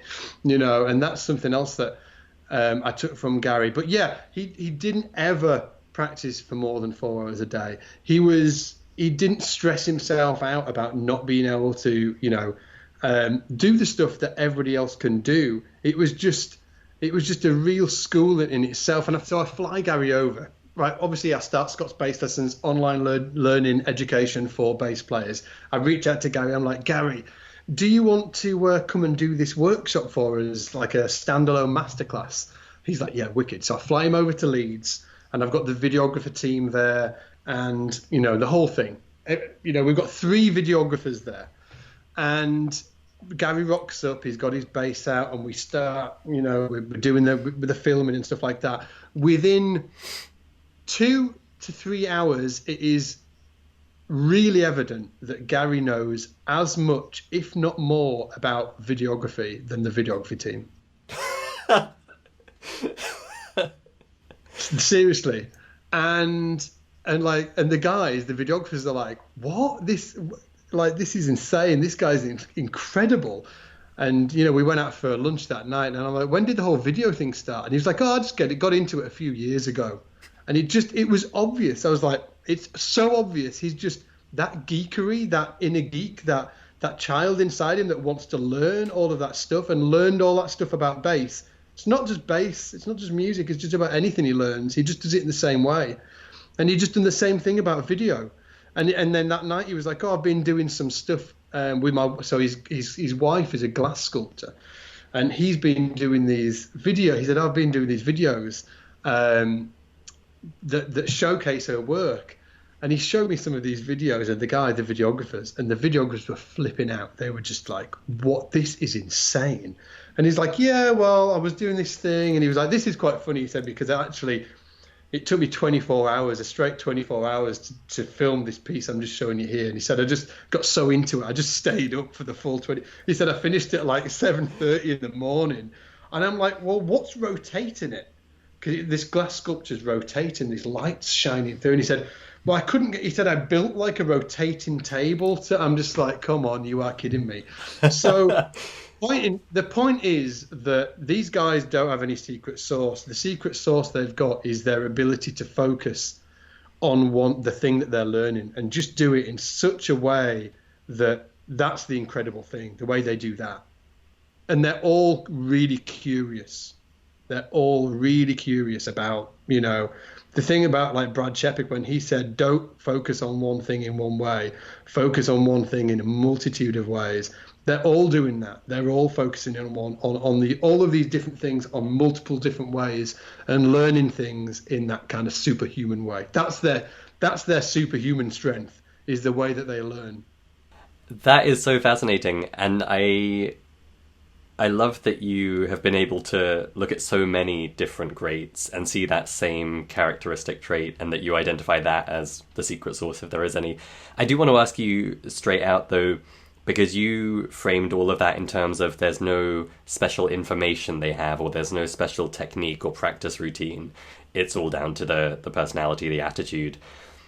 What about talent or gift? Like, are these people not different and special because they just have some inherent aptitude for music? I think some of them do, and I think some of them don't. I think all of them will have some natural talent towards the instrument, or any, probably plasticity, being able to actually physically do what they're doing. But I don't think it is an on or off. I don't think some people are really talented and some people aren't. I think that there's definitely some guitar players that are, or all musicians that are physically more adept, and probably, you could call that talent. I suppose I talked about Hadrian Farrow, who is, in terms of physical ability on the instrument, there's nobody really ever existed that's been able to do what he does. But then there's also bass players like James Jamerson, who just, like he in terms of like soloistic stuff, he just didn't do it, but he was really incredible at what he did, because of the knowledge and how he approached the instrument. And then modern day players, let's take Pino Palladino, right? Like, technically he's average. Technically he's average. There's probably kids in school that will be able to play all of the lines that Pino Palladino can play, but it's his placement within the groove. It's his taste. Like, can talent give you taste? I'm not sure it can. I think like you can be physically talented, but in terms of tastefully talented, I'm not that sure. So I think that it's a deeper conversation there. I think I definitely have. When I was like studying guitar with those two other guys when I was 13, I physically found it a little easier to play than they did. But I don't know whether that got me to where I am now, and I'm sure that it is definitely sort of like a sliding scale. You do have guys that are crazy, that can just pick up things crazily easily, and can play them 10 times faster than anybody else. But I think that I think it's multi-angled. I think you can definitely have average technique and work to an extremely high level. Like extreme. You can be one of the greats with average technique. Love it. Well, I want to make sure everyone puts sufficient weight behind your opinion on this, because I like that you picked up that it's rich and deep as a question. It's not simple binary, you're talented or you're not, because as you say, there are many different aspects to being one of the greats. Yeah, it's not like running the 100-meter race, it's not that, which is, it's interesting, isn't it? Because people are like, oh yeah, it's like, who can run faster? Obviously he's more talented. Well, obviously maybe on the racetrack he is, but like music's not that. Music's like, Yeah, it's music's made up of, yes, technique is one part of it. And when people talk about talent, for me, I don't know about you, Christopher, but when people talk about talent, they think about dexterity and the ability to move around the instrument in a certain way, not about coming up with how to move from one chord to the other in a really musical way. Gotcha. Well, I said I want people to put weight behind it because not only are you the man behind the leading bass education website in the world, not only did you study with those greats in person at that stage of your journey we were talking about, but at this point with Scott's Bass Lessons, you have on your faculty the world's leading bass educators. You've interviewed dozens of the top bass players in the world. You've been among the great musicians of today. And so you're informed not just by a handful of teachers you studied with or your own personal opinion and experience. You are kind of at the epicenter of seeing all of these greats we admire and look up to and seeing in person what that looks like. Yeah. So with the SBL podcast, you've had the chance to sit down and talk about the craft of music and learning music with some of the most amazing players in the world. You know, people like Victor Wooten, you mentioned earlier, Billy Sheehan, Michael Manring, Divinity Rocks, Steve Lawson, our own resident pro at Musical U. Yeah. A huge variety of players, all super top level. Have there been any kind of mind-blowing moments through talking to them, or any other insights or epiphanies you've had along the way in those conversations? Yeah, absolutely. So two that jump to mind is, and what one actually kind of dovetails into what we've been talking about, but I suppose that first one for me, not mind-blowing, but it was definitely something that was really interesting to see across everybody, is that everybody that I've interviewed and everybody I've studied with as well, so all of them greats that I've met, have all had a childlike enthusiasm and appreciation for what they do, like across the board. They're all like super geeks. It's not worn out. It's not sort of like the candle's going to burn out. We're not candles, right? We're not going to burn out. Like they have all got this really... Can you remember when you were a kid and you were just like really into this certain thing? Maybe it was a computer game or whatever it was.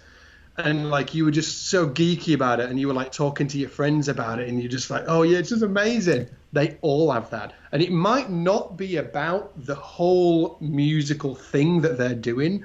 It's for the most, I think it can be a little bit more laser focused than that. So for instance, Tim LaFave, who I was hanging out with a couple of weeks ago, he was the bass player that did Black Star, David Bowie.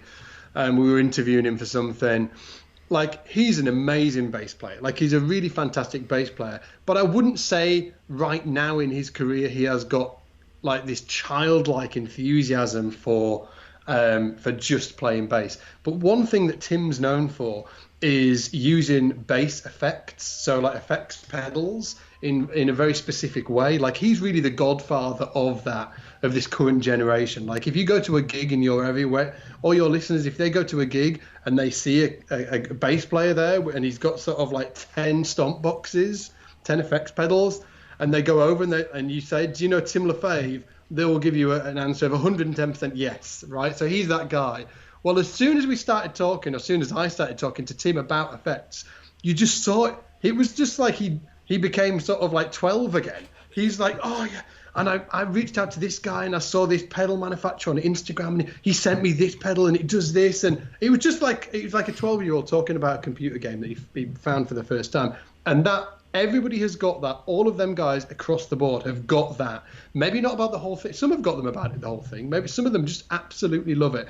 But even if they haven't got about the whole thing, they've got it about the things within it, you know, like this thing, whatever it is, okay? And I'll give another example is Ricky Minor. So I'm over in LA and Ricky Minor, who's one of the most successful musical directors in the States. He does America's Got Talent. What's the one with Simon Cowell? I know American Simon Idol. Cowell's on American Idol. So he's the musical director of American Idol. He was musical director for Whitney Houston. He's been, you know, he did Ray Charles, like the whole thing, right? So he's doing all right for himself, put it that way. So in his studio, and And like for me, I'm like, whoa, this is Ricky Minor. This is like a big deal. I'm going to hang out with Ricky Minor. So I got to his studio and we did the interview and it was really great. Straight after the interview, he's just getting all these basses out and he's like so geeky about it. He's like just an uber geek. He's like, oh, this bass is, and he was telling me about all his basses just like a kid. He's just got that in him. Like, and somebody else that I've never met actually, but I've talked on Instagram recently a few times, knocking questions, knocking sort of like messages back and forth, is Nathan East. Now I've never met Nathan East in the flesh, but I absolutely know he's going to be you can just tell it a mile off. This guy just loves what he does in a way that is just that you know, that teenage, that well, not even a teenager, that 12-year-old kid geeking out on something. But yeah, so everybody's got that. That is something that I've really noticed across the board. So if you haven't got that, I think it's worth looking into yourself and thinking, how do I kind of rebirth this? How do I get into it? Is there anything that I'm doing that I can lean into? And if you've not got it, why? You know, like, I think it's probably, you know, we get older and just crap gets on top of us. I think it's just something worth bearing in mind that we need that in our lives, like for sure. And the second thing that is really evident is that the best players aren't the most successful. That's got little to nothing to do with where you are going to be in sort of like your in terms of where you sit in the hierarchy of musicianship in the world. You know, you are not, if you sit there practicing whatever instrument you're on, and you're practicing, you know, and it's as soon as I can play this lick, it's going to be okay. And then when you can play that lick, as soon as I play this next lick or whatever, you know, like and I suppose Ricky Minor is another great example of this. Ricky Minor is uber successful. He's worked with some of the biggest talents in the world: Whitney Houston, Ray Charles, Mariah Carey. I could go on and on and on and on, right? And he's a good bass player. He's a good bass player, but he's not like a freak show like Adrian Farrow or Victor Wooten or any of those guys. Just a good bass player. But he's really, really great socially. He's really professional. He can obviously take care of business. He reads music well. He's got good knowledge of studios. He knows how to work in this. I mean, he's got this all-rounded thing. He's got he's an all-rounded musician. And so here's another sort of like example for you. Chris Chaney, who is the bass player from Jane's Addiction. So you might look at Chris Chaney and think, oh yeah, he's a rock guy. Yeah.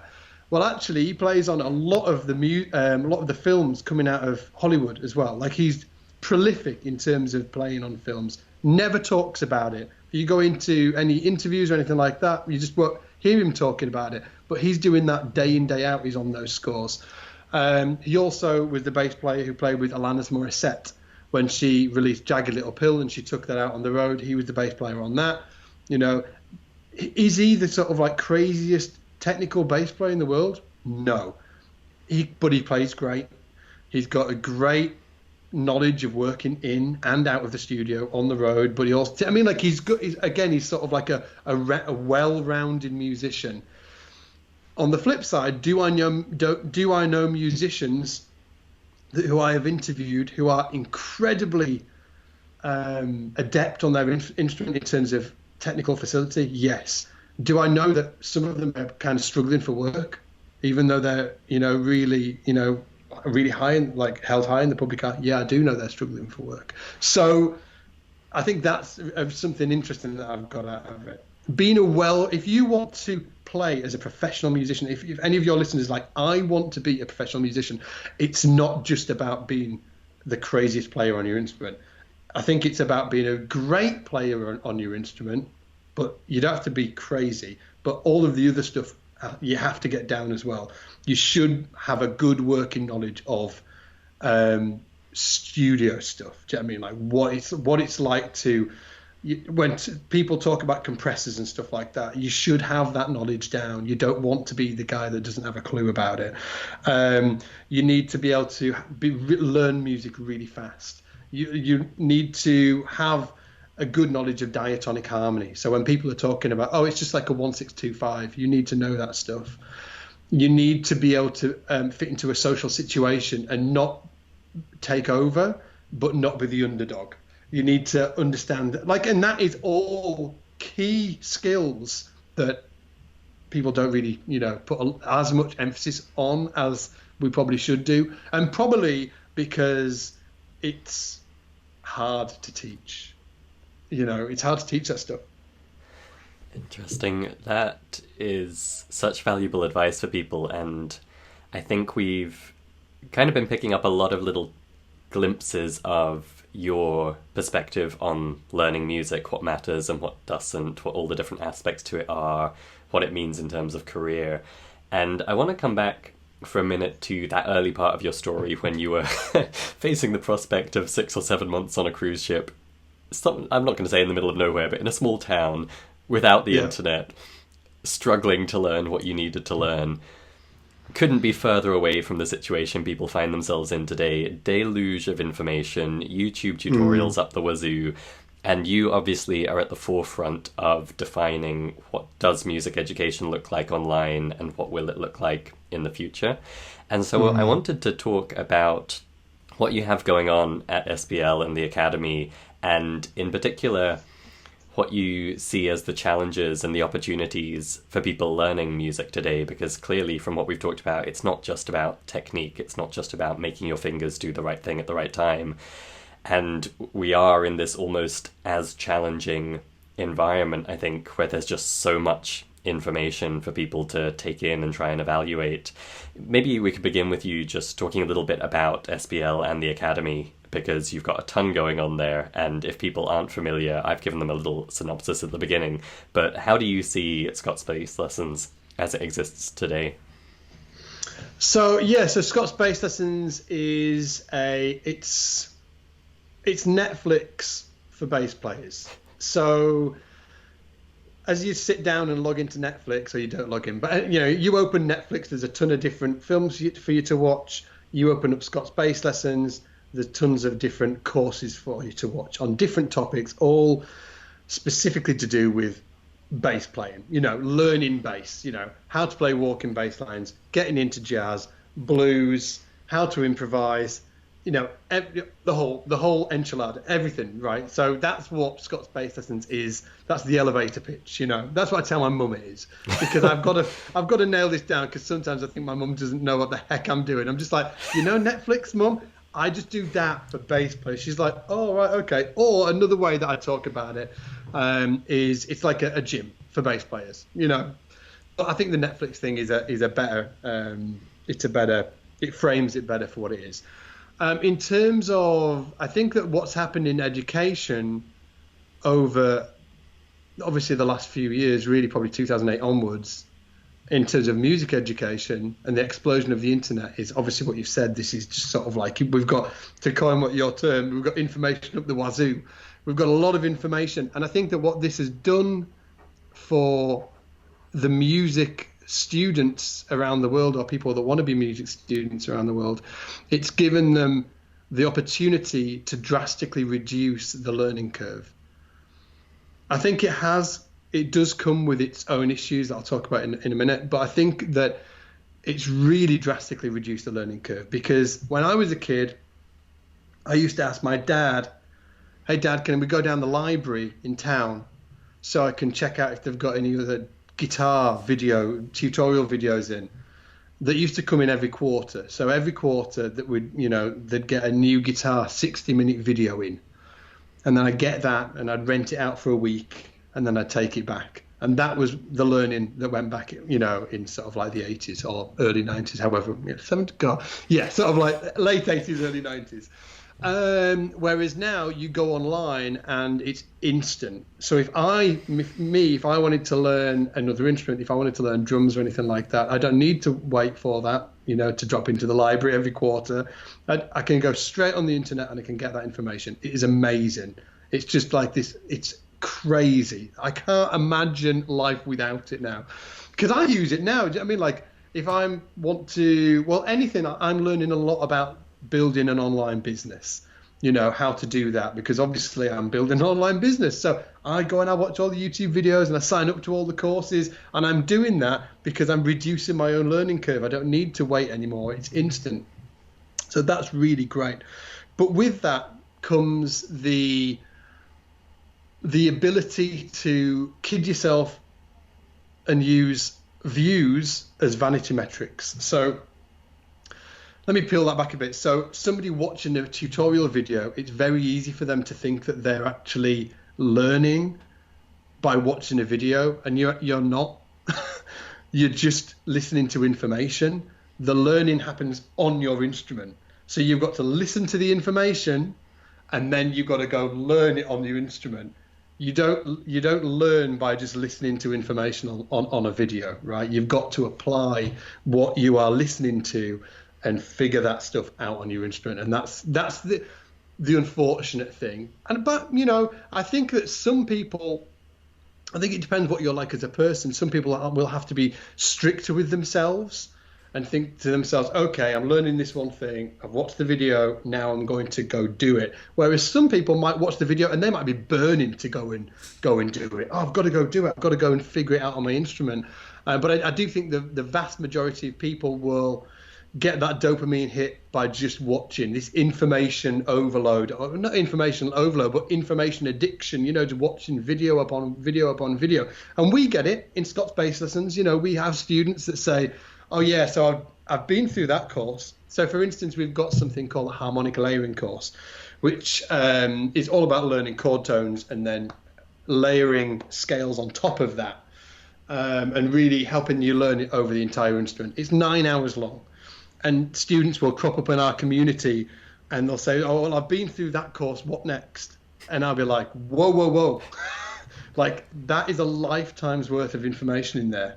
You will be practicing that stuff for life. You have not been through that course. Now, this is a failure on our side as an online educational resource, because we're not putting the roadblocks in the way somehow, and figuring out how to do that. And that's where with Scott's Bass Lessons, that's where we're at the minute, how do we actually do that? How do we put roadblocks in front of people so they can systematically not go past that point until they've learned that stuff? Because that's really hard. I think some of the online coding sites have actually done a better job of that, but I think it's easier for those guys because they're, hey, can you code this website? So yes, you can. Okay, now you can pass to this next step. What I'm going to have to do in terms of building Scott's Bass Lessons is figure out how to do that to help people gauge where they are within their journey as a musician, so they can really get focused on what they're doing, and they don't just watch a 9-hour course and think, tick, that's done. So I think that, I think it comes with its drawbacks, but it really comes with its bonuses. And that's why you also see like 13-year-old, 12, 11-year-old kids online absolutely tearing it up on all the instruments under the sun. And there's not like one kid now, it's like multiple. There's many sort of, kids that aren't even teenagers yet that are really, really proficient on their instruments. And that's directly down to online learning, I would say. Very good. And I mean, I know from literal experience that you and I could talk about how best to design progress tracking and modules and that kind of thing for hours. Yeah. So I won't go too deep there. But there's more than just a course library at the Academy. And I was watching an interview you did a few years ago with Jeff from the team, where you said the vision for Scott's Bass Lessons was that if you're a bass player and you want to learn and you can't go to music school, you come to Scott's Bass Lessons. Yeah. I was wondering now, a few years on, as the site's grown and things have matured in terms of online education, would you still put that caveat in there? If someone was, say, a teenager considering music school versus teaching themselves, what would the pros and cons be? Or indeed, if someone's an adult and they're thinking, maybe I should go back and study at music school, how do you see those two comparing? Are music schools a thing of the past? Is learning in person with a teacher a thing of the past? How does someone make that judgment call? I think if somebody wants to go to music, if you're a kid, I think it's great to go to music school because I think it gets you. I think it's easier than what I did. So I kind of like went it alone, and I ended up, hooking up with moving in a house full of musicians, and therefore, but I was really proactive about it. And some people aren't as proactive as I am. So music school, you get force fed it a little bit. You are going to meet other musicians because you're in school. You're going to get access to great teachers because you're in school. And it's kind of sort of like a one-stop shop. It's easier for kids to go to music school. I wouldn't recommend it for everybody. It depends on who you are as a person, but I definitely wouldn't shun the idea. I've got 2 kids. If they were like, hey, Dad, I want to go to music school, I'd be like, go for it. It's part of your journey, so do it. If they feel like if that's going to be helpful to them, they should go for it. I think it depends on where they see their life going. I think that's the more interesting question. But yeah, music school's great. If for any reason they wanted to go traveling, and I'm just trying to think of a different path that they wanted to go down. I want to go traveling, and I want to travel to different cities around the world. This is my kids talking to me, by the way. I want to travel in different cities around the world, and I want to learn music as I go. Well, that's when online education would be great. Or I don't want to go to music school for for whatever reason. Can you substitute that with online learning? I think you can. I think that I could get more information online than I could get offline. I think what music school really helps you do is it's accountability. It's that the stuff that you're learning, you're actually trying to use it with people every day. You're in jam session situations where you are having to do it, where you've got teachers looking at what you're doing and saying, yeah, that's great, or that's crap. So I think I think music school's great. I think school's great, but I think that my blanket overall statement would definitely be, though, that people go into music school thinking that they're going to pop out the other side and be a full-rounded professional musician. And I hate to be the bearer of bad news, that is not going to happen. Like 100 people go into the Leeds College of Music. I know all of the guys when I was hanging out in and around there, and I know all the music teachers there now. They will be a small proportion of the students that come out of music school and actually end up being professional musicians. The majority will not, and they will go off to do other jobs. It's unfortunate, but that's just what it is, So I think that if you want to go to music school, great, but be aware that it is how you learn, how you approach learning, how you are socially, and all of that that's going to, basically sort of like contribute whether you're a professional musician or not the actual fact that you went to music school. So, but, the other side of that is, online educational can get you. If online education was around when I was doing what I was doing, I would have just got so much from it. So it would have been a real benefit to me. And I would say that anybody thinking as an older person thinking about going back to music school, it's tough, man. I think that it depends on what your goal is. Like, what's your goal? Do you want to be a professional musician? If you want to be a professional musician, no, don't go to me. If you're older, don't go to music school, because you can do it yourself. Like, you've got online, you've got all of the information that you ever need online. You can go and study with people in person. And I do think people should go and study with people in person. I don't think that's dead at all, because I think you need guys that are going to give you comments like Brad Shepard gave to me, like, Scott, stop trying to find shortcuts, just do the work and it'll be fine. You sometimes need that kick, and I think that sometimes doesn't translate as well over the internet that it does in person. So I think that, and I think you can have one-off lessons periodically. I don't think it needs to be a every week thing. I don't think it needs to be an every month thing. It could be like once a quarter, you go and study with somebody there. They give you a bunch of exercises, they impart some wisdom, and then you go and work on that for a few months. I think it depends also where you are in terms of skill level. So when you're not as skilled, every week or every month might be better for you in terms of like one-on-one. Whereas when you get further along in your journey as a musician, it's going to be, every quarter or something like that, for instance, might be fine, or every 6 months. But if you're older, like Lisa, for instance, my wife was talking about going back to university. And my first question was, why? What's your goal? I said, be really, really clear on what your goal is, because it is so easy to fall into that trap that everybody's been in for the last it's a different world we live in now with the internet. Okay, so like learning's changed. So, and Lisa is my age. She's 40. Well, she's not. She'd kill me for saying that. She's actually 39. She's nearly 40, and she's been brought up in an era where, hey, if you want to learn something, you go to school to learn that. And I think that model's definitely broken now. I think that you can, take it for what it is. If you're a kid and you want to go to music school, go for it. But if you're an elder and you're looking back thinking you want to go to music school, I would say just be really, really clear on what that goal is. If you want to be a professional musician, it's not going to give you that. Gotcha. Something else is going to give you that. And you touched there on a few interesting things like the structure, the immersion, the accountability, putting yourself among the right people. I love that at SBL you emphasize community the same way we do at Musical U. Like just being among the right peer group goes so far in keeping you motivated and keeping your momentum up. But one of the most interesting things I've seen come out of the Academy or Scott's Bass lessons in general in recent times have been your accelerator programs, which are maybe a step more towards that structure. Can you talk about your technique accelerator and your practice accelerator? Yeah, so for what these, just like how do I encapsulate what these are? So these are standalone programs that are drip fed information. So the technique accelerator is 26 weeks. So you get one piece of information, a video actually, one video every single week for 26 weeks, and there are very set exercises within each week that we give you to do.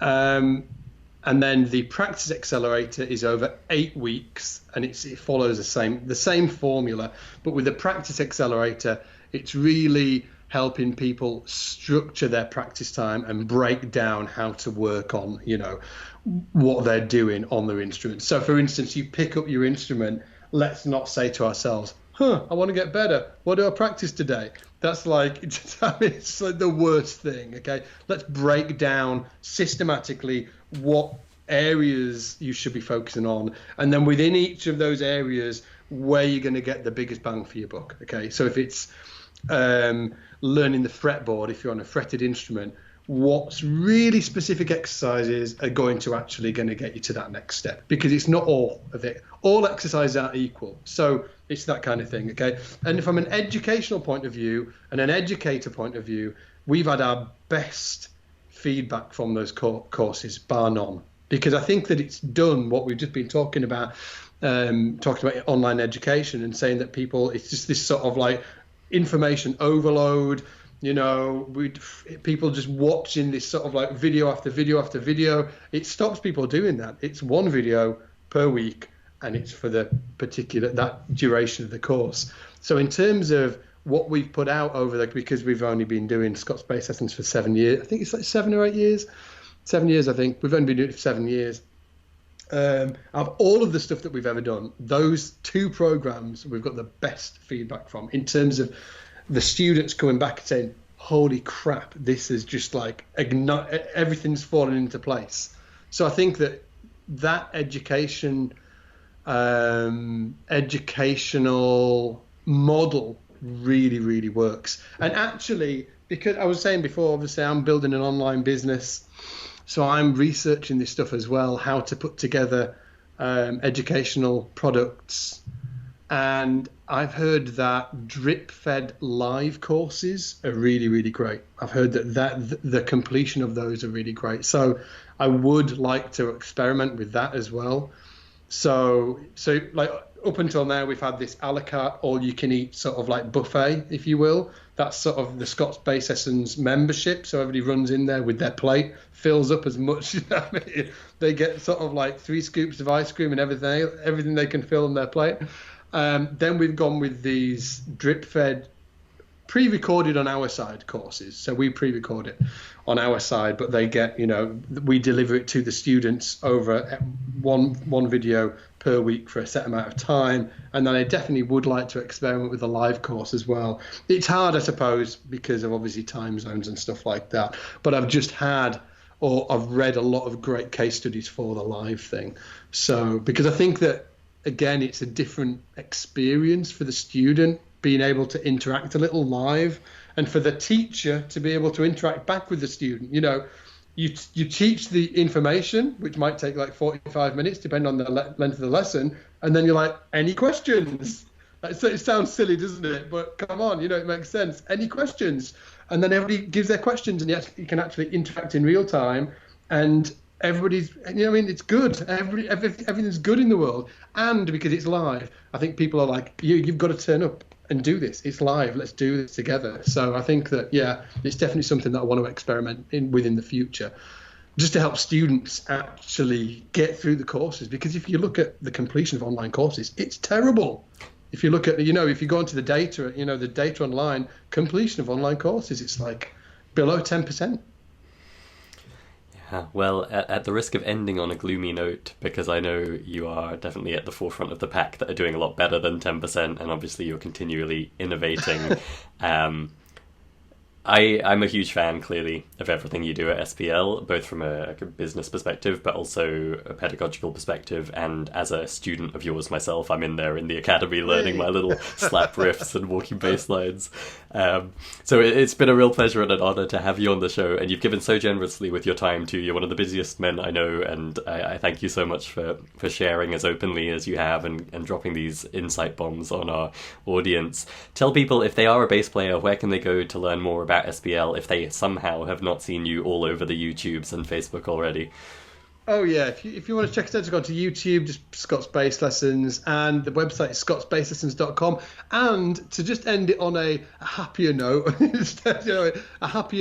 I think that with all of these online educational resources coming out now over the last few years, I think it's really a hotbed of experimentation of the platforms as well. So I think that even though completion rates of online educational courses can be low, and across the board it's less than 10%, but obviously decent places like Scott's Bass Lessons and Musical U, it's going to be a lot higher. I think it's still in its infancy. So, and it's cool for me to say that I'm at the forefront of bass education, but I'm still wildly experimenting. I'm kind of just going for it and just seeing what we can do and how we can help musicians get to the next level. So yeah, I think that there's going to be some cool stuff coming up in the future, not only from Scott's Bass Lessons, but just online education in general. I think it's going to be pretty explosive. I think it's a great time to live. Oh, hey, one more thing. If you enjoyed this video, please take a second to like it on YouTube. And if you haven't already, please also subscribe to our channel there. That's going to help make sure you get all our latest videos as soon as they come out. And it also helps us reach more people, which means more episodes, better guests, and everybody wins. So please take a second to like this video and hit subscribe.